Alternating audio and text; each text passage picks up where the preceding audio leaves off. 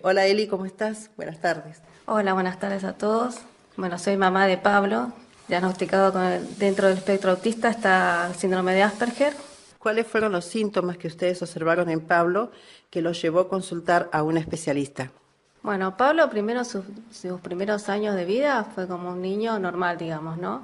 Hasta que yo empecé a notar, después viendo, ¿no? Conductas no atípicas, digamos, conductas que me llamaron la atención y fui mirando, mirando y fueron esas conductas que me llevaron a ir primero a pediatras, a consultar qué pasaba con mi hijo.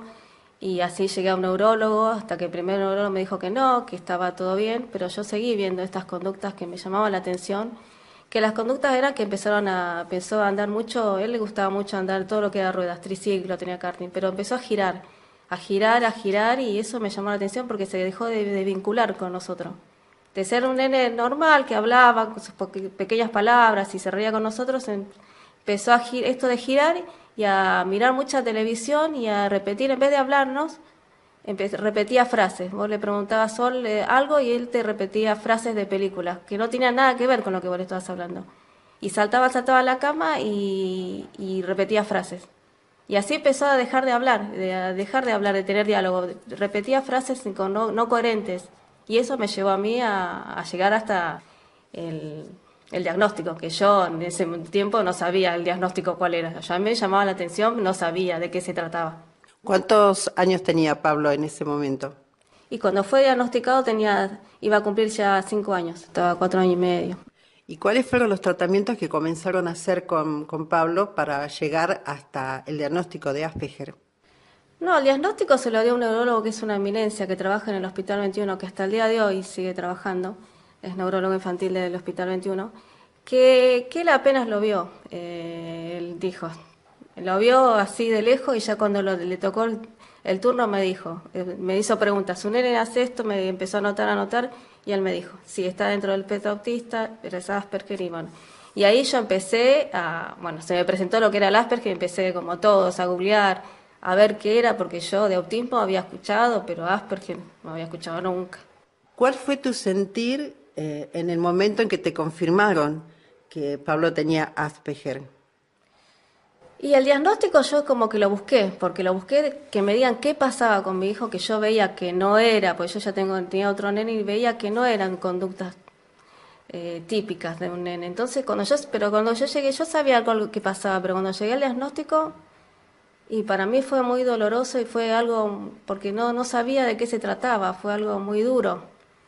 Y bueno, me sentí no sé por qué uno siente culpas, no sé a qué también, pero sentí con culpas, con mucho dolor y con un duelo de procesar que esto tenía mi nene. ¿Te costó mucho aceptar que tu hijo tenía un trastorno dentro del espectro autista? ¿Te llevó tiempo aceptarlo? Sí, sí, me llevó tiempo a aceptarlo y entenderlo, de cómo tenía que manejar el tema. Porque primero que uno te dice, hay muchas cosas, ¿no? Primero que te dice, ah, no, es dentro del espectro autista, y mucha gente te dice, no, pero va a ser un genio el nene, porque los chicos con espectro autista aprenden las cosas solo y no, que nada más, pero no, eso es algo también que no es así, no todos los chicos con espectro autista son súper inteligentes, que aprenden todo solo, que son autodidactas, no, hay chicos que hasta pueden tener retraso mental, yo en un momento pensé que el nene tenía retraso mental. Me fue preparando la psiquiatra, porque después de este diagnóstico tuve psiquiatra por si tenía que estar medicado, por suerte nunca estuve medicado, fue la psicóloga, fui psicopedagoga, fue la audióloga, terapia ocupacional, hizo un momento que hicimos un montón de cosas, el chico vivía en terapia. ¿Y cuál fue el sentimiento, si vos podés describírmelo, de tu esposo también, ¿no? Porque bueno, me estás hablando de vos, pero ¿qué ocurría con tu marido? No, mi marido es una persona muy positiva, muy positiva. Y él me hizo ver que lo de él era un problema, pero que íbamos a superarlo porque era muy pequeño, porque sí, hay diferentes como niveles. Y él tiene un grado muy menor, digamos, podemos decirlo así, y que se lo iba a superar, que lo iba a superar. Y él me decía, no, no. Aparte, cuando vos empezás a ir, esto de los neurólogos, ves también casos muy terribles. Y él mismo me decía, mira, Pablo está bien, mirá los chicos que tenemos alrededor. Hay chicos se los ve muy comprometidos ya desde físicamente, cuando vos vas a los hospitales, que tenés que hacer el certificado de discapacidad, porque una de las primeras cosas que tenés que hacer después del diagnóstico es eso, el carnet de discapacidad para que puedas tener las terapias que te corresponden. ¿Qué cosas modificaron en su vida familiar a partir de que Pablo fue diagnosticado con el síndrome de Asperger? Y lo primero que cambió mucho es esto de que de ir tantas terapias. Yo tenía una nena muy chiquita y tuve que como que medio abandonarla, y fue muy duro para toda la familia. Fue muy duro para la nena más chiquita, fue duro para el hermano más grande, que hasta el día de hoy él no lo acepta. Para él no, Pablo no tiene nada. Eh, Hasta el día de hoy me dice no, eso no, y fue muy duro para toda la familia en sí, fue duro. ¿Cómo lograron poner límites e imponer una disciplina con Pablo? Y eso fue algo muy gracioso que me acuerdo, porque de todo esto que conocí tanta, una psicopedagoga, yo cuando me dijo esto, me dijo, mirá que hay cosas que no te entiende, porque cuando empezó la primera psicopedagoga, Pablo no sabía ni cómo se llamaba la hermana, porque me decía, no sabía ni cómo se llama la hermana, pero porque ahí yo entendí que a Pablo había que decirle las cosas así, como tu hermana se llama Laura, bueno, decirle Laura, ¿no? Y yo le decía, en vez de decirle Laura, le decía pequeñita. Y entonces para él no tenía, la hermana no tenía el nombre, era pequeñita. Y era una cosa que quizás otro nene te dice, no, le decimos pequeñita, se llama Laura. Y él no, hay que ponerle nombre a cada cosa y como corresponde. Y los límites también. Yo me acuerdo que íbamos en auto y yo tenía la bebé y Pablo se me tiraba por encima para bajar. Y yo al principio lo dejaba, porque yo decía, no, Pablo no me entiende. Hasta que ella me dijo, no, no. A él hay que ponerle límites más, igual que otro nene, y más todavía, porque no te va a entender. Él tiene que entender que tiene que esperar las cosas como un nene y no pasarte por encima, porque si no, él va a aprender eso, que hay que pasar por encima y no esperar nunca.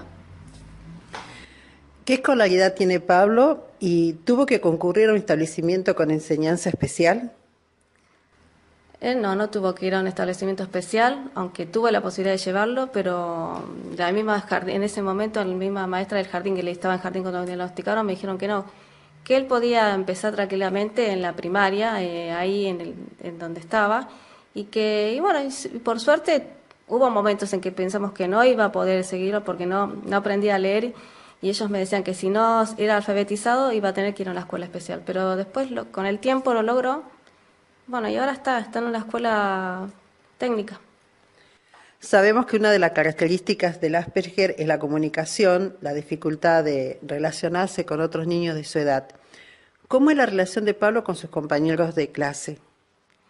Y primero para que él fue de salita de 3, digamos, hasta 6º grado en una escuela, ¿no? Entonces era todo su familia, ahí sí fue muy contenido. Tuvimos una suerte que tuvimos compañeros muy buenos, las maestras excelentes. Tuvo acompañante como maestra, una acompañante que era maestra para él, a la par. Pero los compañeros siempre lo alentaron. Era cualquier cosita, la maestra me decía, a Pablo lo alienta mucho. Era tenía que leer y todos le aplaudían. Dale, Pablo. Siempre tuvo el aliento eso. Pero después yo en 5º grado ya lo empecé a preparar que tenía que dejar esa escuela. Aunque la psicóloga, la psicopedagoga, las maestras me decían que era muy difícil que él vaya a otra escuela secundaria, pero yo me la jugué porque quería que rompa ese vínculo que tenía, aunque le cueste un poquito, me la jugué, porque si no era como que siempre estaba en el mismo ámbito, porque él va a decir, él va a Padre Mario, es un mundo, el Padre Mario es un mundo, así como será en otras escuelas, es un mundo aparte, y él tenía que conocer el mundo, que no es así, no es el Padre Mario nada más. Y bueno, la puse en esta técnica y por suerte al principio le costó, porque él una de las cosas que no entiende son los dobles sentidos. Y ser adolescente tenés que entender, el adolescente tiene hasta su propio lenguaje, digamos, sus códigos. Él no los entiende hasta el día de hoy. Pero la va piloteando, digamos, porque hizo su amiguito, su compañero que siempre es amigo, pero él por ahora va bien, por ahora va bien. ¿Cómo padres se sintieron contenidos por las autoridades escolares y por los padres de otros niños? Del lado de que estuvo en todo el jardín que yo cuento y la primaria, sí. Estuvimos contenidos por los docentes, lo que hicieron mucho, todo el gabinete, la directora, todos estuvieron muy contenidos. Y ahora desde la secundaria cuesta un poco más porque la secundaria es diferente. Vos hablas con el director, hablé desde el primer día que lo fui a anotar, hablé con el director. y me pidió los papeles y todo, pero después los papeles se perdieron, nunca llegaron a las preceptoras, que son las que trabajan. En realidad el secundario es diferente porque los profesores van de 1 hora, 2 horas, y vos no puedes estar hablando con un profesor porque ellos mismos te dicen, yo no tengo ni tiempo para dedicarte. Entonces tenés que dar un informe. El año pasado le di, que era primer año, el informe a la preceptora, porque yo me presenté y le di el informe, pero este año me llamó la preceptora, que también, re agradecida yo, porque la preceptora vio algo, me llamó y me dice, tu nene tiene algo, me dice. ¿Qué es? Porque lo quiero ayudar, porque algo le pasa, me dice. ¿Qué tiene? Me decía. Y bueno, y yo me acerqué, le dije lo que tenía, más o menos, ella me dijo que no sabía muy bien qué era, que me acerque y que lo charláramos y para ver cómo lo podía ayudar, así que muy bien. ¿Alguna vez sentiste que lo discriminaban a Pablo? No, discriminar no, no, por suerte no me tocó que lo discriminen. Solamente pasó cuando quiso jugar al fútbol, que él quiso jugar al fútbol, pero ahí sí, viste, que es como muy competitivo el fútbol, y él no llegaba, nunca lo llegaron a poner a jugar en las ligas, digamos los campeonatos, y entonces sí, los chicos ahí es como que siempre le decían, como que él para qué iba, porque eso también es de la parte de la sociedad, era como que no aceptaban que vaya a jugar como deporte solamente. Y medio que ahí sí hubo como un choque y dejó por ese mismo motivo, porque él se cansó y que le digan, a él no le molesta, a él le molesta que la estén, es un chico que me parece que quiere, cuando sale por la calle quiere como que no llamar la atención, quiere así desaparecer, entonces quiere, él le gusta estar en un lugar, pero cuando no es el centro de atención, si vos vas y le preguntás y le hablas, lo sofocás, no lo ayudás, vos tenés que dejarlo ahí libre, que si él quiere va a hablar o hablar un poquito y ya está, porque él si no se siente presionado, y ahí cuando le preguntaban siempre, ¿por qué no jugás? ¿Por qué no jugás? ¿Por qué este domingo no jugaste? ¿Por qué el otro domingo no jugaste? ¿Para qué venís? Ella no quiso ir más. ¿Cómo es la relación de Pablo con sus hermanos, ahora que ya Pablo es adolescente o es preadolescente? Y se lleva muy bien, con el hermano más grande se lleva bien con sus cosas que le interesan, porque a Pablo le gusta mucho el fútbol, es muy fanático de fútbol y entonces con el hermano tiene eso que le gusta hablar, como el hermano no está todo el día, por Pablo pasa mucho tiempo mirando fútbol de todo el mundo. Él no le puede faltar eso, tiene que mirar el fútbol, mira noticias de fútbol, mira todos los partidos, mira todo. Y cuando viene el hermano que trabaja, él le gusta decirle, ponerlo al tanto y le habla de fútbol, que es su pasión. Y a la hermana la sobreprotege, la quiere un montón, le quiere enseñar las cosas, porque Pablo es muy prolijo en la escuela, y la hermana es lo contrario, y él le dice que se tiene que ser más prolija y se preocupa, y no, muy protector con la hermanita, la adora la hermana. ¿Qué expectativas tenés con respecto al futuro de Pablo? Y la verdad que tengo muy buenas expectativas yo, porque ahora más que nada cuando empezó la secundaria, que él está bien, se gusta segundo año y le cuesta un poquito como a todos, pero no, yo creo que va, igual yo lo estoy ayudando a que salga, una de las características de, por lo menos de él, es que él le gusta estar mucho solo, mucho, él disfruta de estar solo. Y yo de a poco trato que salga un poco, porque tampoco lo puedes hacer obligar, porque él la pasa mal si vos lo obligás. Pero, por ejemplo, él se pone como días, él dice, no sé, ahora tengo 14 años, no voy, ahora no puedo salir a comprar, pero cuando tenga 16 yo voy a ir a comprar. Y es como y él parece que lo cumple, porque él dice, no, ahora estoy de vacaciones, no quiero estudiar. Pero cuando empieza las clases, él va a estudiar. Él quiere ir a la escuela a estudiar, él no le gusta que haya hora libre, la sufre la hora libre porque no sabe qué hacer. Él tiene que ir a estudiar, a hacer, si hay lengua, tengo que estudiar lengua. Entonces, es una persona que para mí que se va a proyectar así, lo que se propone lo trata le cuesta, pero lo trata de hacer. Te pregunté al principio de la entrevista cuál fue tu sentir cuando le diagnosticaron a Pablo el síndrome de Asperger. ¿Cuál es tu sentir ahora que Pablo está en la secundaria, en una escuela ordinaria y que es independiente en muchas de las cosas, ¿no? ¿Cómo te sentís vos ahora? Y me siento bien, me siento como que tengo una suerte de tener 3 hijos espectaculares y que cada uno es diferente. Y que Pablo es diferente porque las piensa las cosas diferentes ya de entrada. Igual y que él la va a poder resolver y que él, no, me siento, y que quizás, bueno, por algo pasan las cosas, ¿no? Todo bien. Es una bendición para mí ahora. ¿Y cuál es la diferencia de aquella Elizabeth o aquella Eli a esta Eli? ¿Y cómo lograste modificar ese sentimiento de culpas que nos hablaste al principio? Y la culpa, porque me di cuenta que la culpa es algo que nos impone más desde otro lado de la culpa. No era mía la culpa, sino que quizás los demás me decían sentir culpable. Primero, la gente más cercana dice que algo pasó que tenés un hijo así y todo eso. No sé, es de afuera. Y yo lo tomo como que ya no, la culpa la resolví. No, las cosas se dan. Y más que nada también me ayudó mi marido, que es una persona, como te digo, muy positiva y él nada que ver, con eso de la culpa nada que ver, no tiene ese sentimiento, no. Y él me ayudó un montón, a mí a resolverlo. Y yo lo habré ayudado en otras cosas. ¿Y cuál es el mensaje ahora que podrías darle vos a los padres que le están comenzando, que está comenzando a sentir esto que vos sentiste hace muchos años, ¿no? Que le están diagnosticando Asperger a su hijo?